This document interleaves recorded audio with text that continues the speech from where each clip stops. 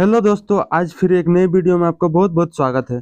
तो दोस्तों, आज 2 अगस्त और आज दोस्तों CHSL SSC CHSL का एग्जाम पार हुआ, जिसमें से आज जो फर्स्ट शिफ्ट में एग्जाम हुआ था उसमें से जो जीके के 25 सवाल रहते हैं उसमें से कुछ सवाल का एनालिसिस हम लोग करने वाले हैं जो कि आज पूछे गए थे। तो चलिए देखते हैं कि इसमें से क्या क्या सवाल पूछे गए हैं।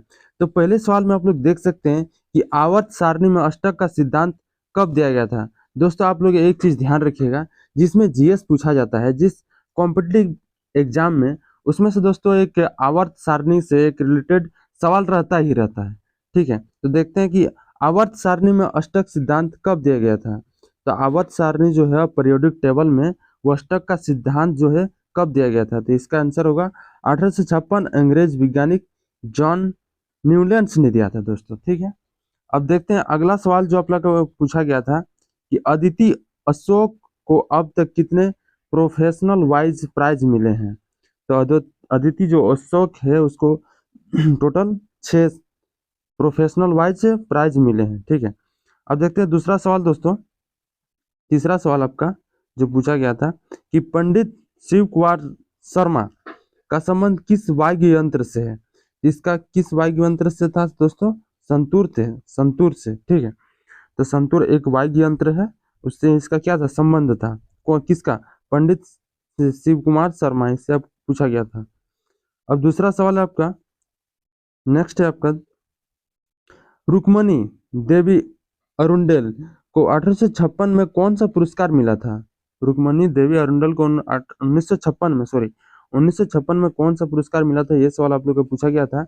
इसका सही आंसर होता पद्म भूषण से सम्मानित किया गया था। ठीक है, दूसरा है कि आईपीएल फिलहाल 2023 में जो हम लोग का, देखिए दोस्तों करंट से कितना पूछा जा रहा है कि 2023 में जो आईपीएल हुआ इस बार हम लोग का कुछ महीने जो पार हुआ उसमें ऑरेंज जो कप है उसका विजेता कौन था। बहुत ही करंट अफेयर से देखिए दोस्तों पूछ रहा है, बहुत ही लेटेस्ट सवाल। इसका आंसर होगा सुमन गिल। तो आप लोग करंट अफेयर से देख के जाइएगा, पढ़ के जाइएगा, उसका आंसर होगा सुमन गिल। और ये जो है सूर्य कोणार्क, हाँ कोणार्क सूर्य मंदिर किस वंश के राजा ने बनवाया था। ठीक है, ये कहाँ पे है दोस्तों? कोणार्क सूर्य मंदिर ये उड़ीसा में था, उड़ीसा में है। और इसका जो निर्माण किया है ये राजा ने, किस राजा के, मतलब किस वंश के राजा ने बनवाया था। तो ये गंगा वंश के राजा नरसिंह देव प्रथम ने बनवाया है। ठीक है, आप लोग सही कीजिएगा, इसका सही किए होंगे। ठीक है, मिला लीजिए आप। अब दूसरा जो पूछा गया था इसमें, जो कि मेरे पास आया है कि बेरी बेरी रोग किस विटामिन की कमी से होता है। बेरी बेरी जो रोग होता है दोस्तों वो विटामिन बी की कमी से होता है, यानी एक थायमिन जो होता है, थायमिन की कमी से होता है, ये बेरी बेरी रोग होता है। ठीक है, अब देखते हैं अगला है कि सत्यमेव जयते कहाँ से लिया गया था। सत्यमेव जयते जो है ये कहाँ से लिया गया है? मुंडक उपनिषद से लिया गया है, ये आप लोग सही किए होंगे। अब अगला है नामीम्यो नामीमी गंगे योजना कब शुरू हुआ था। ये 2014 को शुरू हुआ है।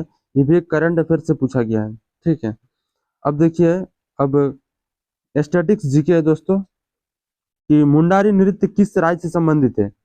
मुंडारी नृत्य किस राज्य से संबंधित है? तो ये झारखंड राज्य से संबंधित है। ठीक है, और यहाँ का छौ नृत्य भी है, छौ और झूमर भी है, इसको भी आप लोग ध्यान रखिएगा।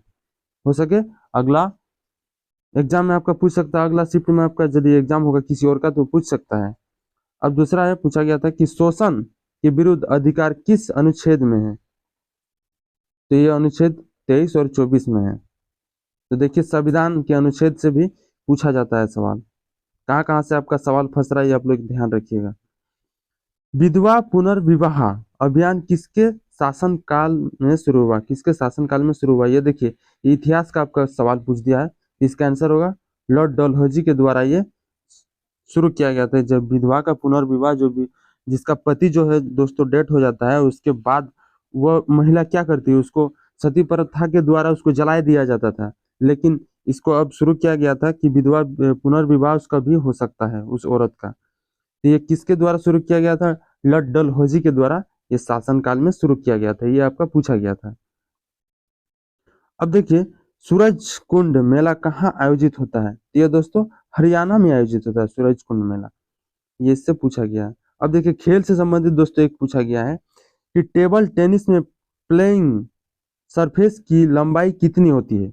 बहुत इंपॉर्टेंट है। देखिए, ये खेल से संबंधित पूछा गया है और आसान सा पूछा गया है कि उसकी जो सरफेस की लंबाई है वो कितनी होती है। तो 2.74 मीटर होती है। ठीक है, उसकी लंबाई। चौड़ाई दोस्तों आपका कितना होता है, आप कमेंट बॉक्स में बताइएगा जरा। ठीक है, अब देखते हैं अगला जो पूछा गया था। अगला पूछा गया है, प्रधानमंत्री कौशल विकास योजना कब शुरू किया गया था। प्रधानमंत्री कौशल विकास योजना, देखिए ये जो अ, ये जो योजनाएं हैं ये भी बहुत इंपॉर्टेंट है। देखिए ये कब शुरू किया गया था, 15 जुलाई 2015 को शुरू किया गया था। अब देखिए ये लास्ट सवाल है कि सबसे ज्यादा एल्युमिनियम का भंडार जो है किस राज्य में है। तो ये उड़ीसा राज्य में है दोस्तों। तो देखिए दोस्तों, आपका कहाँ कहाँ से सवाल आपका पूछ रहा है। यदि आपका अगला शिफ्ट में आपका एग्जाम है, अगला डेट को आपका एग्जाम है, तो आप अच्छे से तैयारी कीजिए कि कहाँ कहाँ से आपका सवाल पूछ रहा है। तो ये जो एनालिसिस था, कुछ सवाल का एनालिसिस था दोस्तों जीके का, जो कि 2 अगस्त में पूछे गए हैं। 2 अगस्त, तो आज जो शिफ्ट हुआ उसका शिफ्ट 1 का सवाल है। ठीक है, तो दोस्तों ऐसे ही वीडियो यदि आप चाहते हैं तो इस चैनल को सब्सक्राइब कीजिएगा और दोस्तों को भी शेयर कीजिएगा। ठीक है, धन्यवाद दोस्तों, मिलते हैं फिर नेक्स्ट वीडियो में।